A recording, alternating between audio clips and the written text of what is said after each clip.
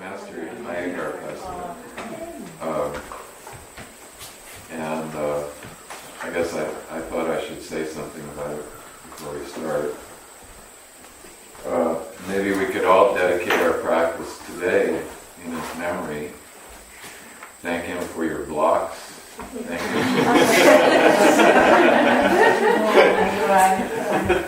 Yeah. Maybe thank him for the floor to practice on, Like the guy is foundational to everything we experience as yoga today in the world. His work, I can't really encapsulate it in a brief moment, and I'm sure that you know a lot about it already. One of the major contributions he did is he just organized and collated and organized all the various lineages of yoga practice, yoga asana practice. So, for example, in India, throughout India, you would find all different approaches to yoga, pretty random, like different ways of doing Janu Shirshasana, or different ways of doing Paschimottanasana, or a different order for things to be in. And what he did very early on is he followed everybody's recipe. And he devised a simple recipe according to his own experience. So he would try Janu Shirshasana that way for a long time, long enough. Then he would try it the next way, long enough. And he, through his what he felt was the most beneficial one, he said, okay, this is the way we should do it. And created this whole idea of alignment, which didn't exist before then, except perhaps in some esoteric way. So he gave us, he distilled a huge, vast amount of random information down to its essential components. That to me is like, that's enough in one lifetime. But then also, his teacher Krishnamacharya used things like props, ropes, belts, blocks, and things like that. And but Master Iyenger really took it to a new level, and I really think it was because of his own history. He was very sick as a child. I forget, he had various things. Do you remember? TB or like some nasty childhood diseases that he couldn't breathe deeply, he couldn't move very well. He suffered a lot, so he had to go through a lot of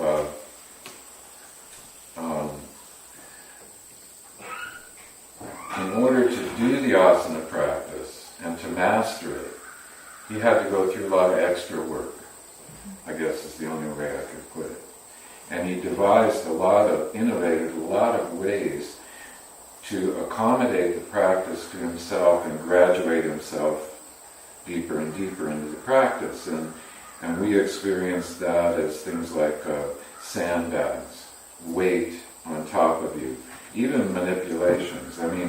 He credits his wife, who, this is in the time before there were beautiful yoga props. She would be lugging in big stones from outside and putting them on top of him in Janu Shirshasana.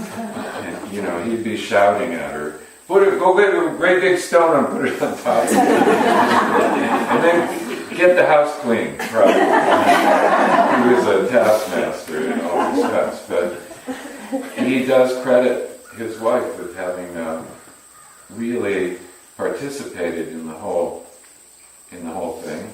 Of course, she was learning on the way. Gita Iyengar, and his daughter, and the whole family participated. In any case, so we have this array of yoga props and techniques.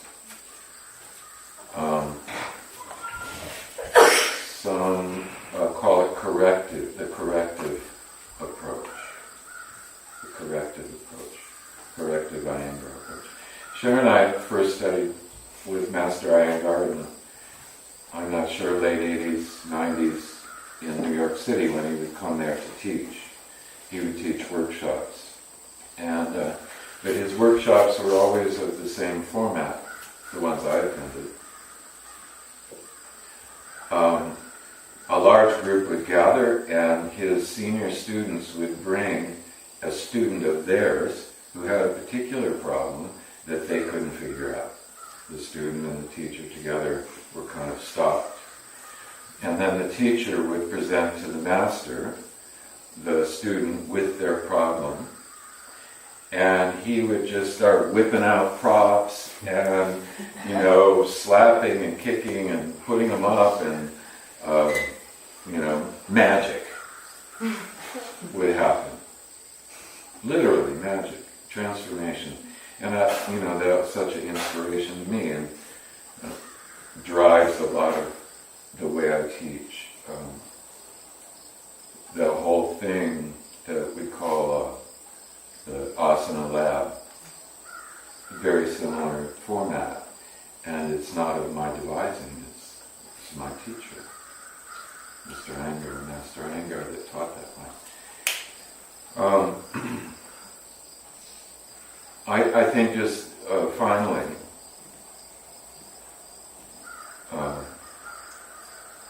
his books and blah blah, on and on we can go. How do you, in the end, how do you describe a person by their works? But we certainly can have a deep appreciation for it. And his contribution to yoga, but also to Jivamukti yoga, is very intrinsic.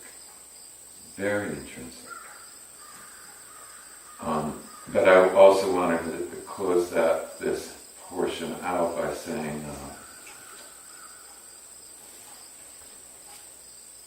his final teaching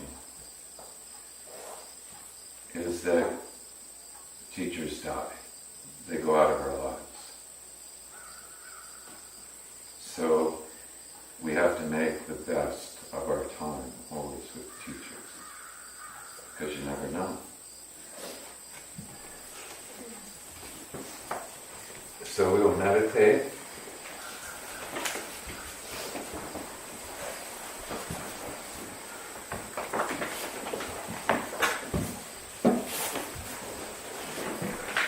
Chant while we'll meditate.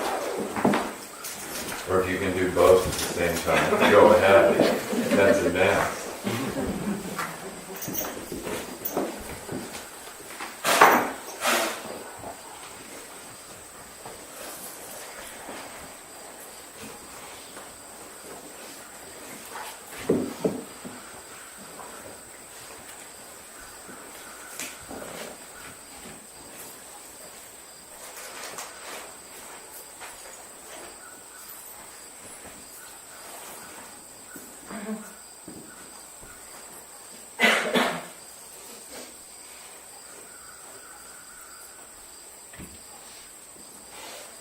I don't want to start it out on a grim note.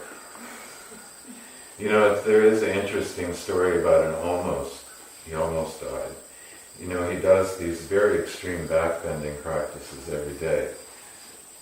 In his old age, as a restorative, so he would be in this extreme backbend over a folding chair for hours. And one day while he was doing that, and his students were there doing things around, he had a heart attack in the back bend in the folding chair. Like a pretty extreme one, I guess. And it was sort of medical emergency time and all that, but he was fine in the end, right? But